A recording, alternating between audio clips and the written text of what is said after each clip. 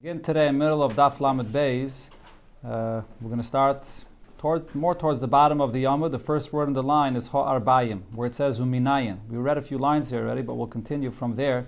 This is in the middle of a Braisa actually. This Braisa discusses the source for two things. First of all, the source for the fact that there were 5 Tvilas every Yom Kippur in the Beis HaMikdash.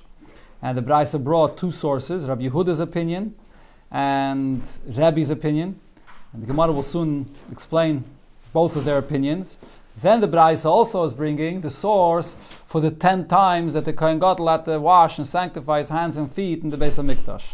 So let's continue, let's complete the Braisa, and then the Gemara, as I said, will explain different details of this Braisa.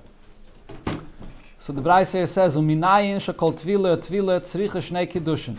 From where do we know that every time the Kohen Gadol Taivel on Yom Kippur, the 5 times, he has to sanctify his hands and feet twice. Talmud Laima, as the pasuk says, Upashat, V'rochatz, and V'rochatz v'lovash. It says first he takes off his clothing, then it says he washes himself. It only says it once, but then it says v'lovash, that he dresses. So we apply the word V'rochatz to him taking off his garments, and we apply the word V'rochatz to getting dressed. So we see that he has to do it twice. Rabbi Elazar bar Shimon has a different source for the Kohen washing his hands and feet on Yom Kippur. He says it's a kavachomer.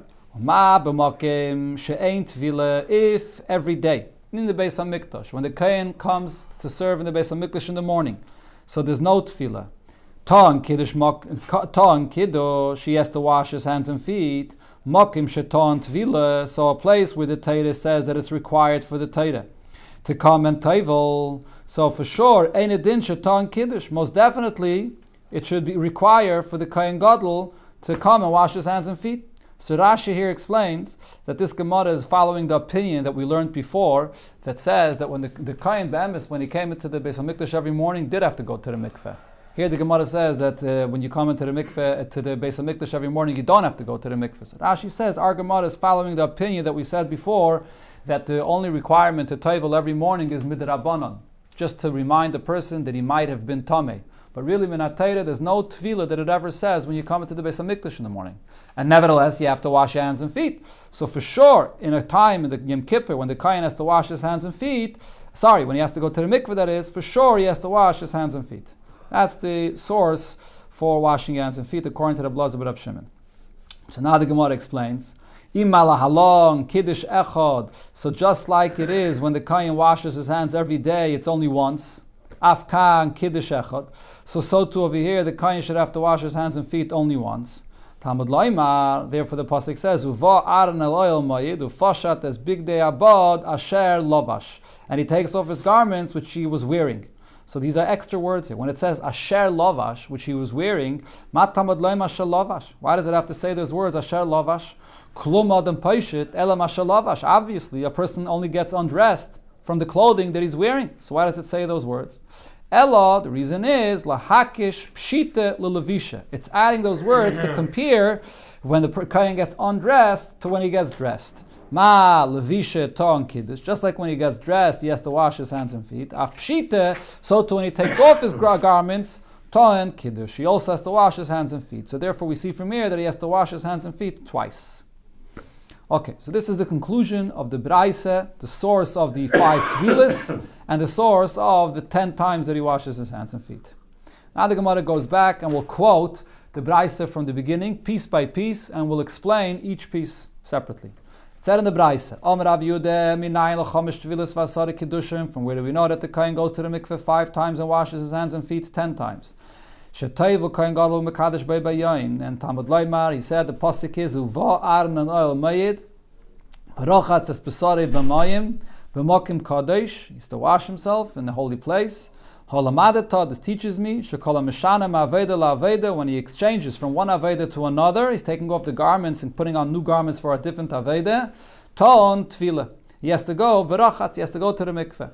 So now this is Rabbi Yehuda's source. So the Gemara asks on this, Ashkechan mi bigdei lavan le bigdei zahav. That pasuk is talking about the Kohen that's changing from the white garments to the gold garments. So in this pasuk I see that when he exchanges to the gold garments, he has to go to the mikveh. Mi bigdei zahav le bigdei lavan minayin. However, from where do we see that the reverse is also true? when you change from the gold garments to the white garments, you also have to wash your hands. Tana de Rabbi Shmuel. So Rabbi Shmuel said, according to Rabbi Yehuda, we can say that doesn't need a pasuk. Kal v'chaymer, because it's a kal v'chaymer that he has to go to the mikveh. Ma bigdei zahav she'en kohen nichnas ben lefnai v'lefnim. If when he exchanges into the gold garments, and he's not going to be going into the Kodesh HaKadoshim, Ton Tvila, he has to go to the mikveh. Bigdei lavan she'nichnas ben lefnai v'lefnim.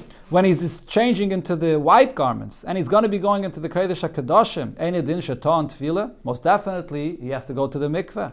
So it's a kal v'chaymer. But the Gemara refutes this. Ikela mifrach. No, I can say maybe it's the opposite. Mal a big day zahav. You know why he would have to go to the mikveh when he puts on the gold garments? Sheken kaparosan merube. Because the aveda done in the gold garments is the many karbanis, which brings about a kapara for the kayin and for all the klal Yisrael. So there's more kapara that there is in the aveda with the gold garments. So you can't compare it to when you put on the white garments. So it's a bigger chumrah.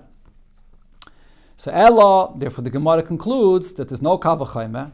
Nafkele mid the Rabbi. Even Rabbi Yehuda will agree to the pasuk that Rabbi brings in the Braisa before. Rashi quotes it here on the top of the Yomud.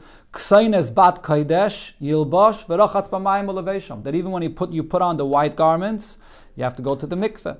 So there's a pasuk that says you go to the mikveh when you put on the gold garments, and then there's another pasuk that also says when you put on the white garments that you go to the mikveh. Now the Gemara quotes the next part of the Braisa. Omar Rebbe, in the Braisa, Rebbe said, how do you know that he goes to the mikveh 5 times and 10 times he washes his hands? Talmud Loimar. So he brought a different pasuk. The pasuk where it says the source to go to the mikveh when you put on the white garments. And then the pasuk continues and says, as Rashi just quoted, that he goes to the mikveh. When you switch your garments from one aveda to another, shaton tefillah, that you have to go to the mikveh. And now, the verachatz means mikveh. Verachatz means going into the mikveh. The Gemara will soon explain. So the Gemara asks on this the similar question to what it asked in Rabbi Yehuda. Rabbi is bringing a pasuk, Ashkecham bigdei zav lebigdei lavan. The pasuk Rabbi is quoting is only regarding a person that's changing, the kain gadol that's changing from the gold garments to the white garments. Mi bigdei lavan lebigdei zav minayim. But how do we know the reverse as well? So here again the Gemara tries to make a kal v'chaymer. Tana de Rabbi Shmuel, kal v'chaymer. I'll tell it to you that you know it from a kal v'chaymer. Ma bigdei lavan she'en kaparasa merub. If when it comes to the white garments, and they're not being used for karbanis which have a lot of kapara in it. Tunin tevila, you have to go to the mikveh. Bigdei zav she'kaparasa merub. The gold garments which you bring the karbanis and there's much more kapara in it. Ein edin she'tunin tevila. Most definitely you have to go to the mikveh. Again, the Gemara refutes the kal v'chaymer, but ikela mifrach. Ma'ala bigdei lavan. There's something that's more unique when you put on the white garments. Shekei nichnas b'em lefnai v'lefnim. Because you're entering into the Kodesh HaKadoshim. So you can't use this kal v'chaymer to say that you have to go to the mikveh when you put on the gold garments. So therefore the Gemara concludes and says, so hainu diktani, this is what it says in the Braisa before, in Rabbi's opinion. The Braisa there continues and says, v'oimer, the pasuk says, bigdei kodesh heim, v'rochatz es besarei b'mayim. He's putting on bigdei kodesh, therefore he goes to the mikveh, uleveisham. And therefore, big day kodesh. From this, the Braisa before said that because it says big day kodesh, I learn out that any big day kodesh you put on, whether it's the gold big day kodesh or it's the white big day kodesh, it makes no difference. Always verachatz, you have to go to the mikveh. Now the Braisa continued and said, the chomish avedis hein. What are the 5 avedis every day? Tamid shal shachar. The first begins with the carbon tamid. That's the big day zahav, in the gold garments. Avedis hayayim, then the special avedis of the day, which is the ketayres that you bring inside the kodesh hakadoshim, the big day lavan. That's with the white garments. Eloi ve'elaam, then the karbanis that are brought, the rams that he brings for himself and for the yidden. That's again the big day zahav. And then he has to go back into the kodesh hakadoshim to take out the ketayres, kafu machta, to take it back out, the big day lavan, puts back on the white garments. And then again, he exchanges back into gold, tamid shel bein arbayim, the big day zahav. So those are the 5 times. Now the Braisa continues on to the next subject regarding the 10 times that he washes his hands and feet. Shekol tvila tzriche beis kiddushin. From where do you know that every time he goes to the mikveh he has to sanctify his hands and feet twice? Talmud loymar upashat V'rochatz, v'lavash. That the v'rochatz refers to washing your hands and feet, and it refers to when you take off your garments and when you put on your garments. Till here's the quote from the Brisa that we learned before. So on this the Gemara asks, Hi, betvileksiv. This pasuk v'rochatz, isn't it referring to the kain toiveling in the mikveh? That's the way we used this pasuk before, didn't we? V'rochatz means that he washes himself, he bathes himself, meaning he goes into the mikveh. Doesn't refer to washing his hands and feet. So the Gemara answers, it's extra pasuk, because in Eine Inyan L'Tvila, this pasuk where it says v'rachas, if it's not needed for the kohen going to the mikveh, why? The nafkelei mi bigdei kodesh, we just quoted before, according to Rebbe's opinion, that you learn out from what it says, bigdei kodesh v'rachatz es besarei b'mayim, that every time you're changing your garments, you have to wash yourself in the mikveh. So we already have a pasuk where it says v'rachatz, referring to going to the mikveh. So when it says here again v'rachatz, it refers to sanctifying your hands and feet, not washing yourself in the mikveh. If this pasuk is extra and it does not refer to going into the mikveh, it refers only to washing your hands and feet, so why does the Torah write it with this expression of v'rochatz? Why doesn't it write the expression of kiddush, that you have to sanctify your hands and feet? So the Gemara explains, Hakamash Malon, by the Torah using this expression of v'rochatz. Even though it's referring to washing your hands and feet, it's teaching me the tefillah kekiddush. It wants you to understand that you have to compare the tefillah to washing your hands and feet. Ma kiddush b'mokim kodesh. Just like when you wash your hands and feet, where is it done? It's done in the Beis HaMikdash, in a holy place, from the Kiyar. It's done in the Azara. Av tefillah b'mokim kodesh. So too, when you go to the mikveh on Yom Kippur, it has to be in a holy place. Now the Gemara comes back to Rabbi Yehuda's opinion. Rabbi Yehuda kiddush minole. According to Rabbi Yehuda, from where do you know that you have to wash your hands and feet on Yom Kippur? Because according to Rabbi Yehuda, this pasuk that we just brought, upashad, v'rochatz, v'lavash, that is the pasuk that Rabbi Yehuda actually brought before for the tefillah. Rabbi Yehuda says the v'rochatz b'sarei b'mayim. That is the pasuk that's brought for tefillah. So according to Rabbi Yehuda, where's the pasuk? Where's the source that you wash your hands and feet in Yom Kippur? The Gemara answers with Rabbi Elazar bar Shimon, like the other opinion brought in the Brisa. Rabbi Elazar bar Shimon says that it's learned out with a kal v'chaimer from this that you have to wash your hands and feet every single day, and then he learns out from the extra words asher lovash that you have to wash twice. So he learns it like Rabbi Elazar bar Shimon. Now the Gemara says, Omer Rav Chisda said, Ha de Rebbe. This that we just learned here from what Rebbe said regarding washing your hands and feet in Yom Kippur. Mafke mid Rab Meir, he's not like Rab Meir's opinion, mafke mid Rabbanon, and it's also not like the Rabbanon's opinion. And the Gemara will explain why. If you remember, we had before two opinions, Rab Meir and the Rabbanon, what exactly the order was in washing your hands and feet. Rab Meir's opinion was that first the kohen takes off his garments, and then he washes his hands, and then he goes to the mikveh, then he gets dressed, and then he washes his hands again. The Rabbanon's opinion is that he washes his hands and feet before he gets undressed. Then he gets undressed, then he goes to the mikveh, then he puts on his clothing, and then he washes his hands and feet again. Those were the two opinions we had before, Rab Meir and the Rabbanan. So now the Gemara says, if you look at, Rab Chisda says, that if you look at Rebbe's opinion here, he seems to be saying not like Rab Meir and not like Rabbanan either. The Ilu Rabbanan Amri, what did the Rabbanan say? What is the word between? Huh? Between.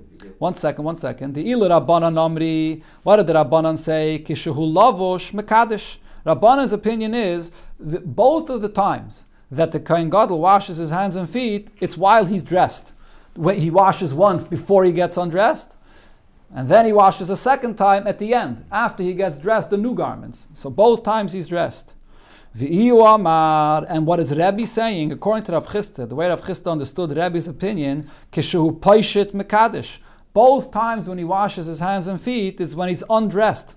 Now, why does Rav Chisda understand Rebbe's opinion this way? Where does he see that Rebbe holds that he washes his hands and feet when he's undressed both times? So Rashi explains, Rav Chisda understood the simple pshat of the drasha of the pasuk, upashat v'rachatz v'lavash, which means the order is first he gets undressed, then he washes his hands and feet, then he goes to the mikveh, then he v'rachatz, again he washes his hands and feet before he gets dressed again, and then v'lavash.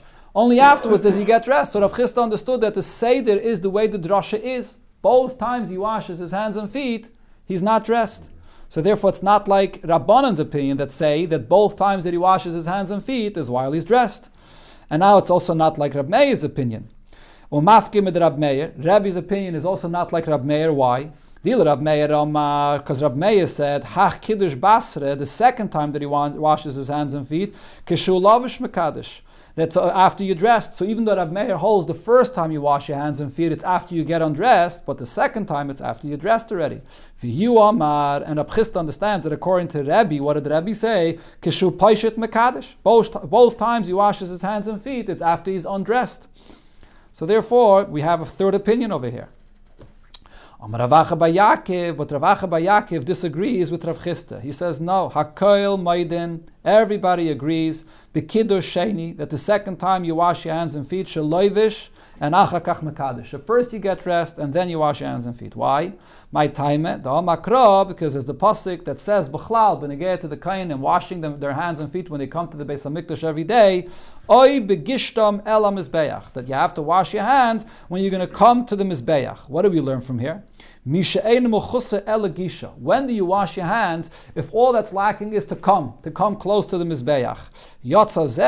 But that excludes a kayin shemechusa levisha vigisha. If he's undressed, he went to the mikveh and he's undressed and he still has to get dressed, and then he could only come close to the Mizbeach, he can't yet wash his hands because he first has to get dressed. So everybody agrees to this drasha that the second time that you wash your hands and feet, it's only after you're dressed.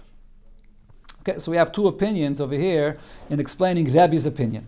So Rav Acha bar Rava said to Rav Ashi, Loi Rav Chisda, Islay de Rav Acha. Rav Chisda disagrees with what Rav Acha said, and V'loi Rav Acha Islay de Rav Chisda. And Rav Acha disagrees with what Rav Chisda said. If we're going to say that they disagree with it, that they do agree with each other's opinions, then l'Rebbe havalei chameser kiddushin. It would come out according to Rebbe that the kohen is washing his hands and feet 15 times. Why?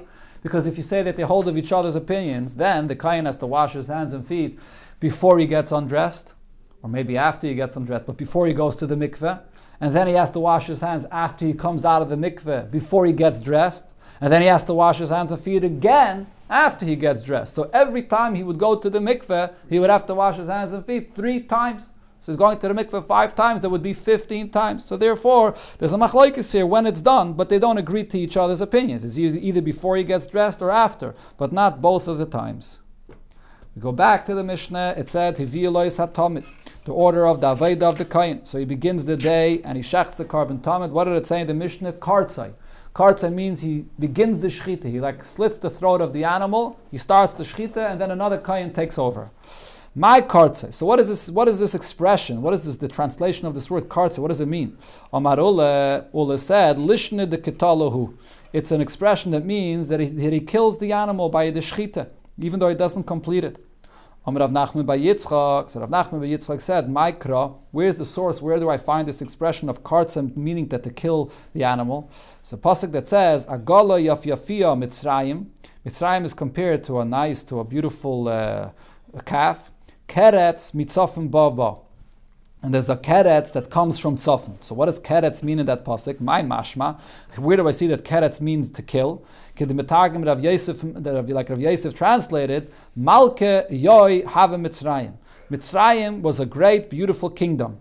Amimin Katailin Mitzipune Yesen Allah. But a nation that will kill them from the north will come. This is a nevuah that refers to the time period where Bavel will come and take over the kingdom of Mitzrayim. So we see that the word keretz there means katailin. A nation will come and kill and take over the kingdom of Mitzrayim. So that's where the word kartzai means to kill. Now the Gemara says kartzai bekama. When it says that the kohen gadol has to begin the shchita, so how much does he have to do?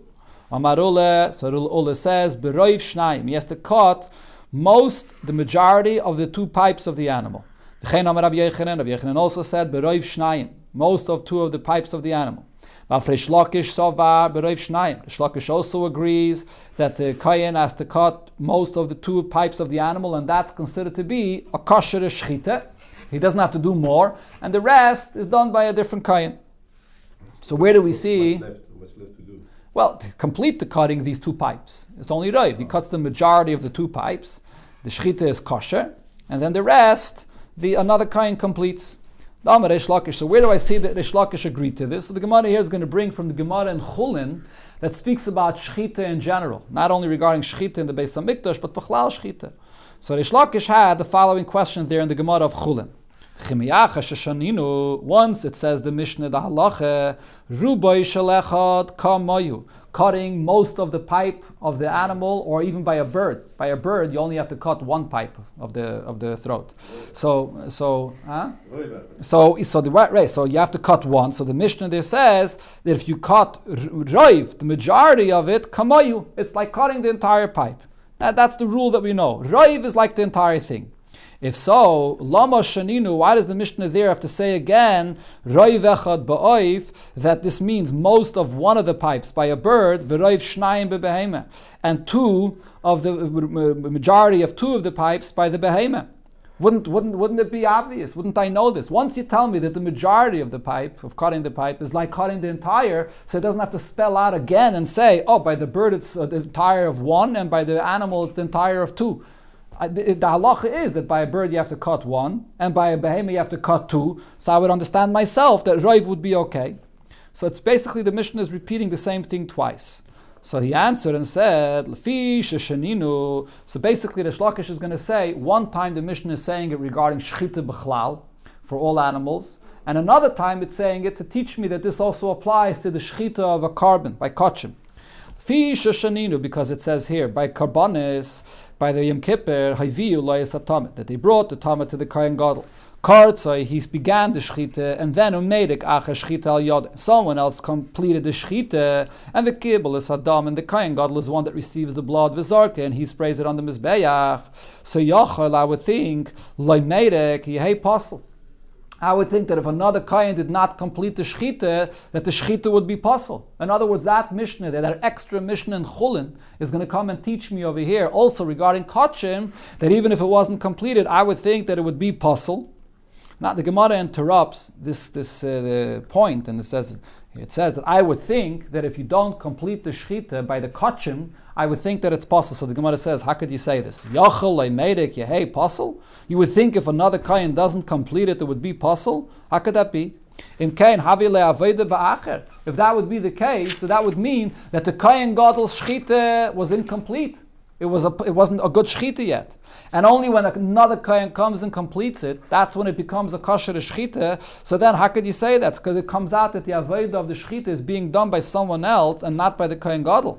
Or Tanan, and we learned in a Mishnah, or Tanya, Kol Avodas Yoma Kippurim Ein Ksheres Ela Boi, that the Kohen Gadol is the one that has to do all the Avodas. So how can we think that if the Kohen Gadol doesn't complete the Shechita that it would be Pasul? It's obvious that this is going to be kosher because he has to be the one doing the Avodah. So the Gemara says, Hachikama, this is what Rish Lakish meant to say. Yachol yehi Pasul midrabanan. I would think that if another Kohen doesn't complete the Shechita, even if the Shechita is already good, but I would think maybe that it should be Pasul midrabanan. And Rashi explains why. There's a svara to make a difference between regular Shechita and the Shechita of a carbon. By the regular Shechita, the point of the Shechita is to kill the animal, and that's the kosher Shechita, that you could eat the meat. What's the point by the Shechita of Kachim? There's another point. To be able to take out the blood, to receive the blood from the animal. So maybe I would think that if you didn't completely cut the throat of the animal, the blood is not going to come out completely, and therefore midrabanan, I would think that it's possible. So therefore, l'kach shaninu, therefore the Mishnah in Chulin, there's an extra Mishnah there that says, Raiv echad ba'oif, Raiv shnayim b'behema, that you cut most of the throat of the bird and two by the animal, that it's going to be kosher. So it's saying it an extra time, and it's extra Mishnah to teach me that by a regular Shechita of Chulin, it's going to be kosher. And even by Kachim, where part of the purpose of the Shechita is also to take out the blood, Raiv is going to be kosher. So this is the source where we see that Rish Lakish said that kartzai means raiv, cutting raiv of the pipes of the animal, it's going to be kosher. And now the Gemara returns to the subject here and says, as we just said, once the Kohen Gadol cut most of the pipe, it's a totally good shechita, and even with the Rabbanan, there's no issue. So if so, lamali lamarik, why does there have to be another Kohen that comes to complete the shechita? It's totally done. Even with the Rabbanan, there's no issue. So the Gemara answers, you're right, but mitzvah lamarik. Nevertheless, there's still a mitzvah to do it. And Rashi says the reason is because the main point, or one of the main points of the shechita is to take out the blood completely. So if you shecht it completely, more blood comes out, and therefore it is a mitzvah to complete it, even though it's totally done through the Kohen Gadol, even if it's not completed. So you have to wait to the second one to continue. Right, the next one is not enough. There's to wait right away. The second Kohen comes it and completes it right away. So that second he can do himself, and then hold it up. No, that he has to immediately grab the keli and another. Yeah. Taisus here actually says the Gemara asks the question, why does it have to be completed? So Taisus says that this whole thing, b'negei to shchita, that the roiv of the simonim is good enough, is only b'di'evet. Lechatchila, you're supposed to shech the entire pipes of the animal completely. So why is the Gemara asking the question over here? Why is it necessary to have another kohen doing this? So Taisus says that by shchita, the halacha is that you're supposed to cut the entire pipes entirely, is when one person does the shchita. So there, the hiddur is that he should cut it completely, not roiv. But over here, if this kohen is only cutting roiv, and another kohen is going to take over to do the other part, we don't find by shechita such a thing that there's a hiddur that someone else should take over. Therefore, the Gemara here is asking the question, why is it any hiddur that another person should take over? Adarabah, there's a concept by shechita called shehiyah, that if you do and you stop and someone else takes over, so because you waited in between, it doesn't even complete the shechita properly. So what's the point of having another kohen take over? Alright, so therefore, the Gemara answers that there's still a mitzvah, as Rashi said, because here there's another point to the shechita. The shechita is not only about killing the animal, it's also about taking out all the blood properly in order to be able to do the zrika. So you're supposed to empty out the entire blood. So therefore, it's still a mitzvah to have another kohen take over. Now the Gemara starts a new subject, going on to the Seder Aveda of the Kohen Gadol and Yom Kippur. But before we'll bring this to the Seder Aveda of the Kohen Gadol and Yom Kippur, which is connected to what the Mishnah spoke about here, the whole Seder. It brings the Seder Aveda in the Beis HaMikdash every single day. And this is a Gemara which everybody knows. We say this every single morning in the Karbanis of davening. And then the Gemara will eventually bring this back to the Aveda of Yom Kippur. So Abaye Mesader Ma'arocha Mishmei the Gemara, Abaye organized the order of the Aveda done in the Beis HaMikdash in the name of a tradition that he had, Va'alibed Abishal. And this is all according to the opinion of Abishal. There's a machlokes about this. We had this actually earlier in the Gemara on Daf Yudalit. It brought two opinions, and this is here according to the opinion of Abishal. The main difference between Abishal's opinion and the Rabbanan's opinion is regarding where the ketairas was done. According to the Rabbanan's opinion, which is actually the opinion that the Rambam Paskins according to, the ketairas was done in between, in middle of lighting the menorah. 5 neiros first were cleaned out, and then the ketairas, and then another 2 neiros. According to Abishal's opinion, that Abaya quotes, the ketairas was done after the cleaning out of the menorah, not in between. So let's see. So the order is Maracha Gedayla, Kaidemes LeMaracha Shniyah Shel Ketairas. The first thing is they prepared the big place where the fire was on the Mizbeach. That was in the center of the Mizbeach. And that comes before preparing another smaller place where they had a fire, which was, as Rashi here says, on the Maravis Draimis of the Mizbeach. And that little fire was the place where they took the fire for the Ketairas. Then, Maracha Shniyah Shel Ketairas, this smaller place of the fire in the corner of the Mizbeach, they prepared that, Kedemes, before L'Siddush Shnei Gizrei Eitzim, before the 2 logs of wood that they brought onto the Mizbeach. That was a separate mitzvah every day. They had to bring 2 logs of wood onto the Mizbeach, in the center of the Mizbeach. The Siddush Shnei Gizrei Eitzim, and placing these 2 logs of wood on the Mizbeach is Kaidem L'Dishum Mizbeach HaPnimi. Comes before they cleaned out the Mizbeach inside to be able to bring the new Ketairas that day. V'dishum Mizbeach HaPnimi, cleaning out the Mizbeach inside, is Kaidem L'Tavas Chamish Neiros. That comes before cleaning out 5 of the Neiros of the Menorah. V'Tavas Chamish Neiros, the cleaning out of these 5 Neiros. Kaidem L'Dam HaTamid, comes before the Dam HaTamid, which includes the Shechita of the carbon Tamid and the Zrika of the carbon Tamid. And then the Dam HaTamid, Kaidem L'Tav Shtei Neiros, and the carbon Tamid is before the 2 neiros. So according to Abishal's opinion, between the 5 neiros and the 2 neiros, they interrupted with what? With the Shechita and the Zrika of the carbon Tamid. V'Atavas Shtei Neiros, cleaning out the 2 neiros, Kaidem L'Ktairas, comes before the Ketairas, which means that after the menorah is complete, then you come to the Ketairas. Ketores kedemes le'evarim. The ketores comes before the parts of the carbon tamid that have to be brought and to be burnt on the mizbeach. Then ve'evarim le'mincha. The evarim that are burnt on the mizbeach is before the carbon mincha that's brought along with the carbon tamid. Mincha lechavitin. The carbon mincha is before the chavitin that the kohen gadol had to bring every day that's going to be burnt on the mizbeach. The chavitin le'nesachim. The chavitin comes before the wine, the nesachim that are poured in the mizbeach.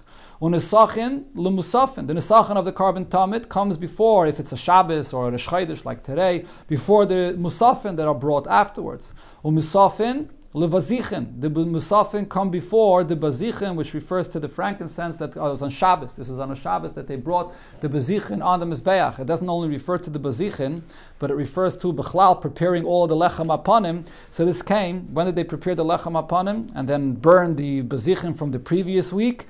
After the musafin. And then this was the last avodah of the day on Shabbos. Ubazichin letamid shel bein arbaim. The bazichin comes before the tamid that's brought in the afternoon. Shenemar, we learn out in the pasuk it says, v'hiktir aleha chelvei ashlamim, that you burn all the karbanis of the shlamim aleha. Aleha refers after the carbon tamid shel shachar. Allah hashleim kol karbanis kulam, which means that all the karbanis have to be brought after the carbon tamid shel shachar and not after the carbon tamid shel bein arbaim. The carbon tamid shel bein arbaim has to be before, has to be at the end of everything. It has to be at the end of everything. Okay, so let me just point out an interesting thing regarding this abaya v'misade, which we say every single day. So the question that all the Mefarshim ask is, if we don't even paskin like Abba Shaul, we paskin like Rabbanan's opinion that the ketores is brought every day between the menorah, between the 5 and the 2 neiros of the menorah. So why are we always saying every day from Abba Shaul and not from the Rabbanan's opinion, which the Rambam paskins like?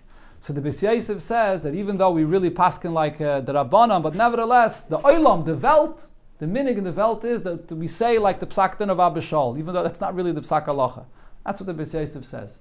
So the Rebbe once spoke about this, actually in Parshas Tetzaveh, Tavshin Nun Beis. The Rebbe spoke about this barichas, and the point the Rebbe said there is that Bizman HaGolos, the opinion of Abba Shaul, is more applicable than the opinion of the Rabbanan. The Ketores in the Beis HaMikdash represents the deepest koyach of Mesiras Nefesh of a Yid, because Ketores represents the Pnimius Alev, the Alter Rebbe says in Likutei Torah. Bizman Beis HaMikdash Kayam, when they lit the menorah, in between lighting the menorah, they were able to bring the Ketores, which represents taking the light of the menorah and bringing it into the deepest place and being Megal the Mesiras Nefesh of a Yid. Bizman HaGolos, though, when we don't have that kind of a koyach, and the Rebbe actually says that Abaya refers to the matzav of the Yid in Bizman HaGolos. Why? Because Abaya is Rosh Tevis, Asher B'cha Yerucham Yosim. Abaya was a Yosim. He didn't have a father, and therefore he was raised by someone else. So therefore his name refers to the Yidden in a time of Golus when we're far away from our father. So B'zman HaGolus, we specifically say this Seder of Abaya, where the Ketores is brought separate from the Neidos Hamarocha, the Neidos of the Beis HaMikdash, because now in the time of Golus we don't have that same koyach like B'zman Beis HaMikdash Kayam, to take the neiros HaMenorah and be megalet in a person the same way. So therefore today the minig is to say dafke in this Seder.